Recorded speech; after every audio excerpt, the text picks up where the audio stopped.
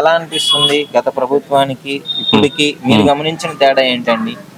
గత ప్రభుత్వానికి ఇప్పటికి చాలా తేడా ఉంది కదా. చెప్పేది ఏముంది, డెవలప్మెంట్ కానీ ఏదైనా 100-120 రోజుల్లోనే చూపించారు కదా.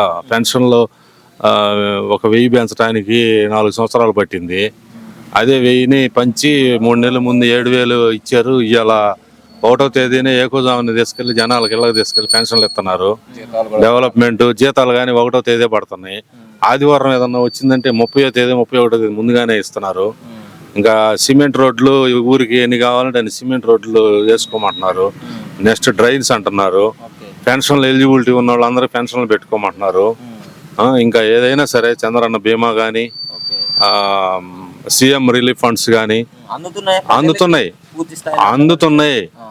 సీఎం రిలీఫ్ ఫండ్ కానీ ఏదైనా సరే ఎమ్మిటే శాంక్షన్ చేయించడం కానీ మా లోకల్ ఎమ్మెల్యే గారు కానీ కృషి బాగా అన్ని బాగానే జరుగుతున్నాయి. ఇసుక తగ్గిస్తున్నారు, వాళ్ళు తగ్గించే ఇస్తున్నారు అక్కడ ఎత్తడం కానీ ఏదైనా. ఇంకా బళ్ళోళ్ళు ట్రాన్స్పోర్ట్ వాళ్ళు ఎక్స్ట్రాలు పెట్టి చేసుకునే దానికి గవర్నమెంట్ ఏం చేసిద్ది, అది మనం తెలుసుకోవాలి. ఇల్లు కట్టే లబ్ధిదారుడు మనం పోయి అక్కడ మాట్లాడుకొని ట్రాక్టర్ మనం కట్టే దగ్గరికి డిస్టెన్స్ ఎంత, బాడీకి ఎంత మాట్లాడుకోవాలనేది లబ్ధిదారుడి చేతిలో ఉంటుంది. వాళ్ళు అక్కడ ఇసుక ఇవ్వటం తక్కువగా ఇస్తున్నారు. దాన్ని గవర్నమెంట్ మీద రుద్దకూడదు. ఇప్పుడు ఈ మందు పాలసీ కానీ ఏదైనా అంతా బాగానే ఉంది. ఏదో రేటు మీద ఇప్పుడు బాగానే ఉంది మేము అనుకోవటం. ఇంతకుముందు కల్తీ ఆయన బ్రాండ్లు వాడి జనాలకి ఆ లివర్ల బాధ ఎంగటం అన్నీ చేశాడు. చాలా మంది హాస్పిటల్ పాలయ్యారు. మారిందంటే రేపు 16 నుంచి కదా ఇచ్చేది. మంచి మందు మంచి ఇస్తామంటున్నారు.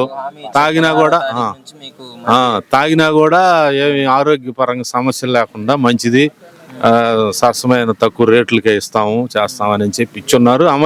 చెప్పింది అమలు జరుపుతాడు. అయితే జగన్ గారు ఒక మాట అంటాం జరిగిందండి, ఈ ప్రభుత్వంలో మేము మందు అరికడతామంటే ఇప్పుడు ఈ ప్రభుత్వం వచ్చాక మందు ఇస్తాము, ఇంకా ఎక్కువగా తాగండి, చెడిపోండి అని చెప్పేసి అని అనడం జరిగింది. దాని మీద మీ అభిప్రాయం?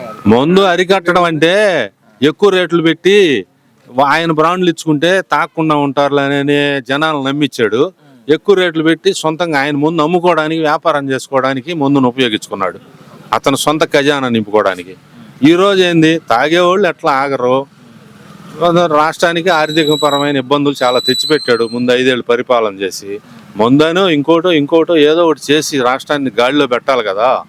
అమరావతి కానీ మన రాజధాని పోలవరం కానీ అన్నీ కూడా ముందుకు వెళ్తున్నాయి కదా. ఇదివరకు ఇట్లాగా 3 రాజధానులు అని జనాలు డిస్టర్బెన్స్ చేసి ఒక బిల్డింగ్ కూడా కట్టకుండా ఇవన్నీ ఏమి లేవు కదా. డెవలప్మెంట్ అనేది కనపడుతుందిగా. ఇంకా అట్లాంటప్పుడు బాగుందని అనుకోవాలి. 100-120 రోజుల్లో ఇంత మార్పు ఉన్నప్పుడు ఇంకా టైం చాలా ఉంది. ఇంకా 4 సంవత్సరాల ఇంకా 7 నెలలు 8 నెలలు ఉంది. చాలా ఉంది టైము.